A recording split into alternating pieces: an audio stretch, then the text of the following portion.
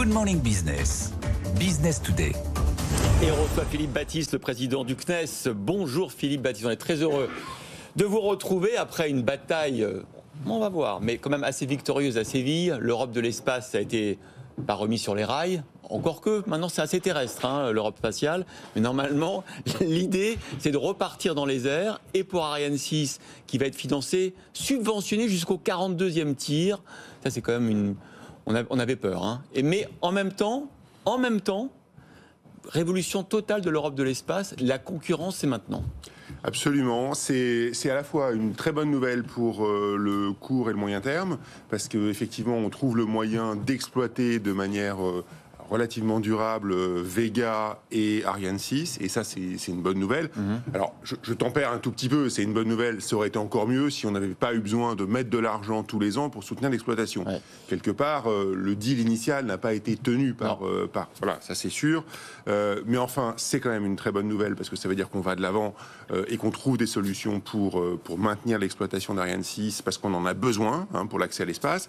Et puis surtout, c'est vrai que c'est une petite révolution copernicienne pour l'Europe du spatial. Pour l'espace, c'est pas mal que Copernic soit impliqué. Exactement. C'est le rapport avec les industriels qui va complètement changer, le rapport au privé. C'est-à-dire qu'on se dit aujourd'hui, alors en tout cas sur certains secteurs, comme celui des lanceurs par exemple, on a en face de nous une industrie qui est très mûre, parce qu'on a des industriels qui ont un grand savoir-faire, en Europe, en France en particulier.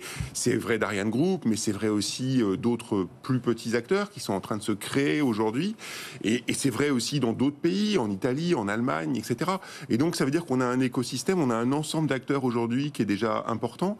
Et donc on peut très bien avoir des mécanismes qui reposent un petit peu plus sur la compétition et sur la concurrence qu'on ne le faisait précédemment. Donc ça veut dire qu'on se dit, dans le futur, on voudra que les industriels soient plus aux manettes, soient plus responsables, moins de contraintes aussi. Ça veut dire quelque part on abandonne, j'espère bien qu'on va réussir à abandonner cette histoire de retour géographique. Ça c'est pas fait encore. C'est pas encore complètement fait, mais ça commence à bien avancer. Et puis ça veut dire derrière des projets qui vont être en compétition les uns les autres, que le meilleur gagne, et puis ça va nous permettre aussi de réduire les coûts. Ça veut dire, pour être très concret Philippe Baptiste, que pour les prochains projets, le cargo par exemple spatial, ou les petits lanceurs, ça sera plus une agence unique et un fabricant unique, par exemple Ariane, qui distribuera le travail aux industriels, mais des projets concurrents, et que l'agence spatiale choisira entre les projets les plus performants. Oui, c'est ça. Alors ça marche très bien. Encore une fois, je suis prudent. C'est-à-dire que ça va. Les deux exemples que vous avez donnés sont de très bons exemples, parce que c'est des investissements qui sont des investissements importants, mais qui sont pas non plus. On n'est pas non plus en train de parler de milliards d'euros. Ouais. C'est-à-dire petits lanceurs. On n'est pas sur les gros lanceurs. Voilà. Donc là, ça veut dire que quelque part, je pense qu'il y a une vraie place pour de l'investissement privé, avec les agences, les États qui louent, qui achètent des services derrière. Donc effectivement, c'est un autre mode, une autre façon de travailler avec ces industriels. Ce qu'on a déjà fait à travers de France 2030 ces 2 dernières années, je veux dire, on l'a déjà beaucoup lancé en France, et donc quelque part on voit que ce mécanisme il s'étend aujourd'hui. Et donc évidemment, ça veut dire aussi plus de compétition, plus de prise de risque aussi pour nos industriels. Mais quelque part, on rentre dans un environnement qui est un environnement normal, en fait, parce qu'on a une industrie qui est mûre. Et puis moi, je suis assez confiant, parce qu'on a en France en particulier des industriels et un savoir-faire qui sont de très très bon niveau, qui sont, je pense, aujourd'hui les meilleurs d'Europe. Et donc, ils ont toutes les cartes pour gagner cette compétition. Mais ça suffit de le dire pour le décréter, parce qu'il y a une question de culture aussi dans la manière dont on travaille avec les industriels. C'était attendu et tout le monde va changer sa manière de travailler, ou il va y avoir des réticences ? Il y aura Non, bien sûr, c'est un vrai changement, c'est une annonce. Maintenant, il faut la mettre en musique, il faut la mettre en œuvre. Maintenant, les choses vont aller très vite. Je pense que, par exemple, sur le cargo, les compétitions, c'est des appels d'offres, des appels avec des projets qui sont en compétition, vont arriver dans les mois qui viennent. Sur les petits lanceurs, on est en train de parler d'un financement qui arriverait en 2025, et donc une compétition qui va probablement s'organiser en 2024. Donc les choses vont vite, et c'est très bien. Il n'y a pas comme un risque de division européenne avec cette compétition? Vous parliez des petits lanceurs, où Vega ne sera plus commercialisé maintenant par Arianespace.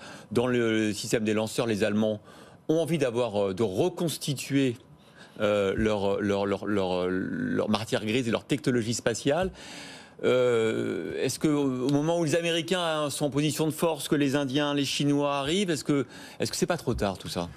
Non, je pense pas que c'est trop tard. Par contre, ce qui est vrai, c'est que c'est un changement pour l'Europe. C'est-à-dire qu'on a conçu ce monde des lanceurs comme un monde de coopération qui était effectivement une coopération sous l'égide de l'Agence spatiale européenne. Ouais, c'est ça. Un grand programme de l'Agence spatiale européenne, qui était avant confié au CNES, puis qui était après réalisé par les industriels.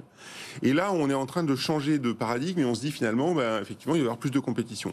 Le risque derrière, c'est celui que vous avez souligné. C'est un risque potentiellement de fragmentation de l'Europe spatiale. Moi, oui, évidemment, c'est un risque. Moi, je crois aussi au fait que les industriels, ils vont avoir envie de travailler ensemble en européen, en Europe, en faisant des alliances d'industriels, des consortiums d'industriels, parce que la propulsion, ils sont très bons à très long droit. Et puis, sur d'autres systèmes, ils vont être meilleurs ailleurs et ils vont construire des consortiums comme ça. Et c'est eux qui vont organiser avec Vous êtes enfin optimiste, on dirait, sur l'Europe de l'espace. Là, vraiment, on change de... Moi, je pense que c'est un changement qui est un changement indispensable. On est au milieu du chemin. Ça va prendre du temps. Ouais. Je ne veux pas non plus être naïf. Mais ça va prendre du temps. Je ne suis pas sûr que ça va marcher sur tous les sujets. Ouais, c'est-à-dire que je pense que les très gros lanceurs qui vont continuer à coûter très cher, ce sera probablement compliqué d'avoir des lanceurs qui seront financés beaucoup par le privé, parce qu'on est en train de parler d'un lanceur comme Ariane 6 ou comme le Falcon de SpaceX, etc. Ce sont des milliards d'euros d'investissement.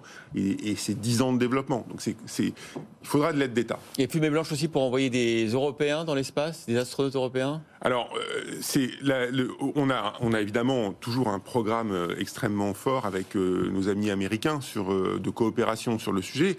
Une des questions qui a été ouverte à Toulouse par le président de la République, c'est savoir quelle était la place de l'Europe et la place des Européens, notamment sur la Lune, dans le vol habité, et autour de la Terre, dans la Lune, etc. Un premier élément de réponse qui a été apporté, c'est cette idée de cargo. C'est un cargo qui est au début un cargo robotique, mais ce cargo, évidemment, il a vocation à se transformer après pour accueillir des hommes et des femmes qui iraient déjà dans l'orbite basse. Et puis une autre question qui a été évoquée assez vite, mais pas encore tranchée, c'est la question de la place de l'Europe dans ce qu'on appelle le post-ISS. C'est-à-dire que c'est bientôt la fin de la Station spatiale internationale, parce qu'elle est vieillissante aujourd'hui. L'avenir de la Station spatiale internationale passe par des stations privées. Et moi, je plaide pour une station privée européenne. Eh bien, écoutez, on espère. Merci beaucoup, Philippe Battiste, président du CNES, d'avoir été notre invité.